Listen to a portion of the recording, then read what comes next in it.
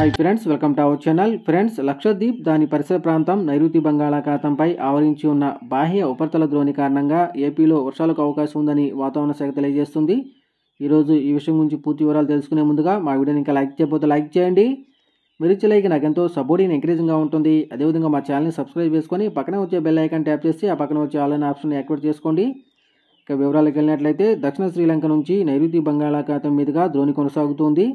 ద్రోణికి అనుబంధంగా సముద్ర మట్టంపై 1.5 కిలోమీటర్ల ఎత్తులో ఆవర్తనం కొనసాగుతున్నట్లు ఐఎండీ పేర్కొంది. దీని ప్రభావంతో ఏపీలోని తిరుపతి, నెల్లూరు, ప్రకాశం, అన్నమయ్య, చిత్తూరు, వైఎస్ఆర్ జిల్లాల్లో భారీ వర్షాలు కురిసే అవకాశం ఉందని వాతావరణ శాఖ తెలిపింది.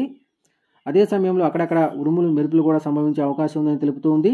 ప్రస్తుతం వరి పంటలు కోతల దశలో ఉన్న నేపథ్యంలో రైతులు ముందు జాగ్రత్త చర్యలు తీసుకోవాలని అధికారులు తెలుపుతున్నారు. ఇదిలా ఉంటే ఏజెన్సీ గ్రామాల్లో ఉష్ణోగ్రతలు భారీగా పడిపోతూ ఉన్నాయి. అరకులోయలో 10 డిగ్రీలు, చింతపల్లిలో 8 డిగ్రీలు, అల్లూరు సీతారామరాజు జిల్లాలోని లంబసింగిలో 7 డిగ్రీల ఉష్ణోగ్రతలు నమోదవుతూ ఉన్నాయి.